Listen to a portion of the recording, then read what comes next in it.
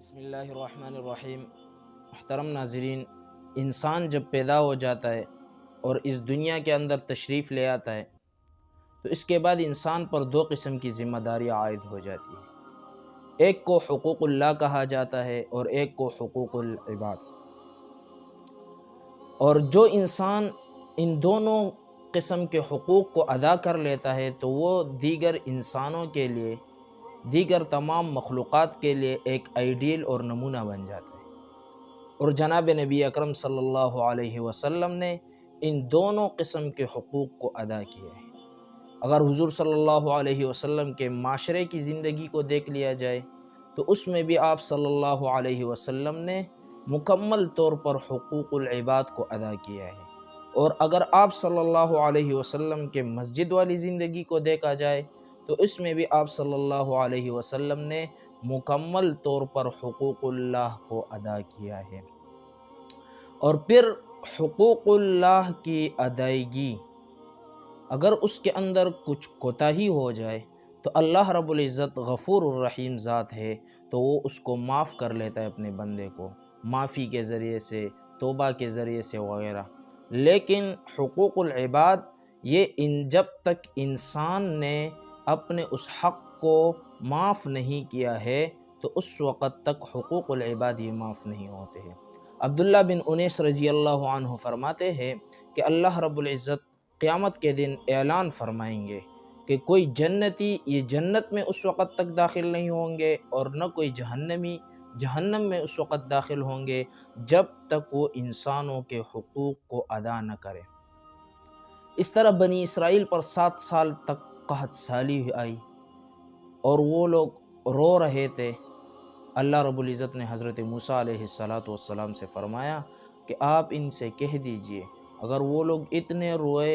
روئے کہ اگر وہ ایک خوش گھاس کی طرح بن جائے، لیکن میں پھر بھی ان کے توبے کو قبول نہیں کروں گا جب تک انہوں نے لوگوں کے حقوق کو ادا نہیں کیا۔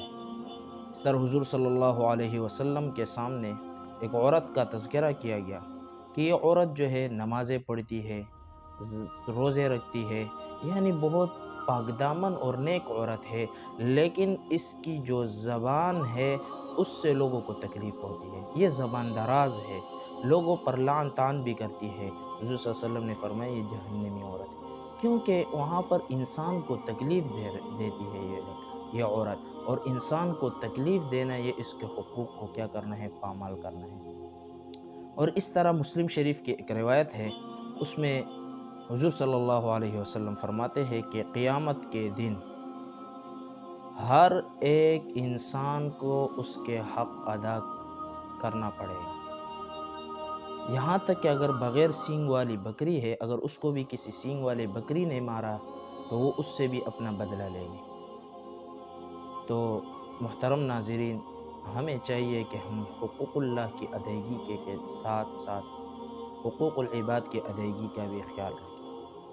حضور صلی اللہ علیہ وسلم نے صحابہ کرام سے پوچھا کہ میرے امت کے سب سے مفلس بندہ وہ کون ہو؟ صحابہ کرام نے کہا کہ جس کے پاس پیسے نہ ہوں۔ حضور صلی اللہ علیہ وسلم نے کہا نہیں، وہ شخص جس کے پاس پہاڑوں جتنے اعمال ہوں گے، اور وہ قیامت کے دن وہ اس انتظار میں ہوگا کہ میرے پاس تو بہت سارے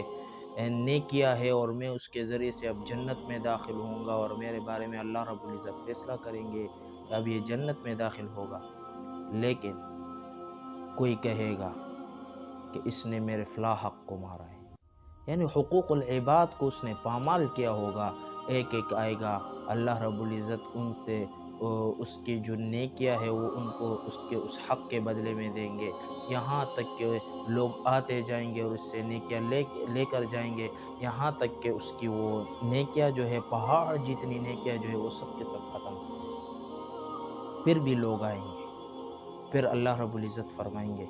فرشتوں سے کہ اس آدمی کے جتنے بھی گناہ ہیں، یعنی جن کا حق ہے ان پر، ان کے گناہ کو لے کر ان پر ڈال دیا جائے۔ تو اس طرح پھر یہ جو ہے اس گناہوں سے، یعنی پہاڑ جتنے گناہ اس کے پاس پھر جمع ہو جائیں گے اور وہ پھر جہنم میں داخل ہو جائے گا۔ اس کی وجہ یہ ہے کہ حقوق العباد کے خیال نہیں رکھا گیا تھا۔